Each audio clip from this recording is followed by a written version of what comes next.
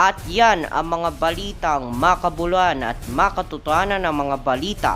Ako po si Carmen Annalyn at 94 days na lang, Pasko na. At ako naman si John Dave Timbal at maraming salamat Pilipinas.